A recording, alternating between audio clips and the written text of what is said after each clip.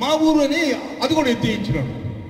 అదే కాదు, నాకు ఒక హాస్టల్ వచ్చింది రాజశేఖర రెడ్డి గారు ఉన్నప్పుడే, ఎస్సీ బాలికల హాస్టల్, అది రాత్రి మార్చేశాడు. ఎంత గొప్పడండి రామనారాయణ రెడ్డి గారు ఆయన. నల్లి లాంటి మన పైన ముందుకు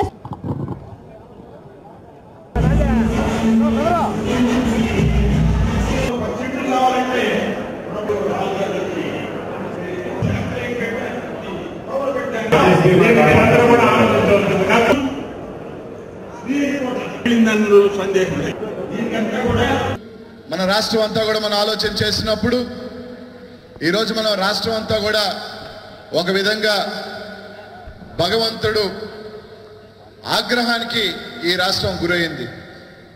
అందుకే ఈ రాష్ట్రంలో దాదాపు 70% పైగా కూడా కరువు.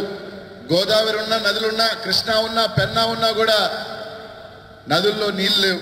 చంద్రబాబు నాయుడు గారు 1999లో ముఖ్యమంత్రి అయ్యాడు. అయిన తర్వాత అది భగవంతుడికి నచ్చల. ఇంత వెన్నుపోటుదారుణ్ణి, ఇంత నీచుణ్ణి ప్రజలు ఎన్నుకున్నారని చెప్పి భగవంతుడికి ఒక పక్క కోపం వచ్చి 99 నుంచి 2004 దాకా ఈ రాష్ట్రంలో చుక్క వర్షం పడక ఈ రాష్ట్రం అంతా కూడా కరువుతో అల్లాడింది. అనుకొని మరోసారి 2014లో చంద్రబాబు నాయుడు గారిని ముఖ్యమంత్రిని చేసుకున్నాం. రాధా కోపం దేవుడికి ఒకసారి నా ఆగ్రహానికి గురై 5 సంవత్సరాల పాటు ఈ రాష్ట్రాన్ని నేను కరువులో పెట్టి చంద్రబాబు నాయుడిని దూరం పెడితే, మీకు ఒక ముఖ్యమంత్రిని, చల్లని ముఖ్యమంత్రి రాజశేఖర రెడ్డిని గెలిపిస్తే, ఈ రోజు 2014లో ఆయన బిడ్డ జగన్మోహన్ రెడ్డిని మీరు గెలిపించుకోవాల్సింది పోయి మరోసారి ఒక దుర్మార్గుడిని, ఒక వెన్నుపోటుదారుని గెలిపించుకుంటారని చెప్పి గత 3 సంవత్సరాల నుంచి రాష్ట్రంలో మరోసారి కరువు. కష్టంలో ఉన్న వాడికి, ఆపదలో ఉన్న వాడికి దిక్కే దేవుడు. అట్లాంటి దేవుడు అనుగ్రహానికి ఈరోజు మనం రాష్ట్రం 3 సంవత్సరాల నుంచి ఆగ్రహానికి ఈరోజు మనం గురై ఉన్నాం. ఈ రోజు మరోసారి ఆ దేవుడి అనుగ్రహం పొందాలన్నా, మరోసారి రైతులు కలకలలాడాలన్నా, ప్రతి ఒక్కరూ ఈ రాష్ట్రంలో సంతోషంగా ఉండాలన్నా మనం చేయాల్సిందల్లా ఒకటే, దివంగత నేత రాజశేఖర రెడ్డి గారి బిడ్డని మనం ముఖ్యమంత్రిని చేసుకోవాలా. ఏదైతే మామని పొడిచాడు, కోట్లాది మంది ప్రజల్ని వంచిన వ్యక్తిని ఇంటికి పంపించిన రోజే ఈ రాష్ట్రం మరోసారి సస్యశ్యామలం అవుతుంది. ఇంకొకసారి తప్పు చేస్తే భగవంతుడు కాదు కదా, ఇంక ఎవరు కూడా ఈ రాష్ట్రాన్ని, ఈ రాష్ట్ర ప్రజల్ని కాపాడుకోలేరు. కాబట్టి దయచేసి మీరందరూ కూడా ఆలోచన చేయండి. అదేవిధంగా ఈరోజు మన రాష్ట్ర ముఖ్యమంత్రికి ఆరోగ్యం బాగాలేదు. ఎందుకంటే ఆయన ఏం మాట్లాడుతున్నాడో మనందరికి కూడా తెలుసు. ఆయన బాధ చెప్పుకోలేకపోతున్నాడు, డాక్టర్ల దగ్గరికి వెళ్ళి చూపించుకోలేకపోతున్నాడు. ఎందుకంటే ఏం మాట్లాడుతున్నాడో ఏమీ అర్థం కావట్లేదు. పొద్దున ఒకటి మాట్లాడతాడు, రాత్రి ఒకటి మాట్లాడతాడు, మళ్ళీ రేపు వచ్చి ఇంకోటి మాట్లాడతాడు.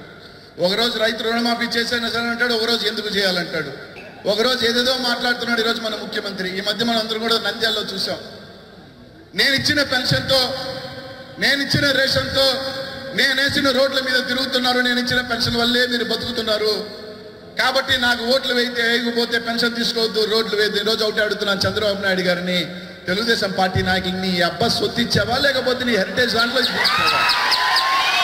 ఈరోజు ఈ రాష్ట్రంలో ప్రతి ఒక్క పౌరుడు కట్టే పన్నులో ఇచ్చావు.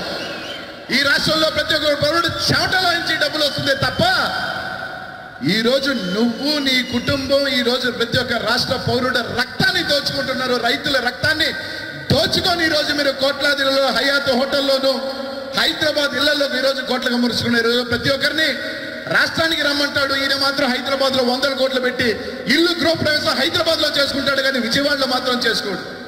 ఈయనకి మాత్రం రాష్ట్రం నుంచి అందరు రావాలి, ఈయన దోచుకున్న డబ్బును మాత్రం హైదరాబాద్ లో దాచుకుంటాడు.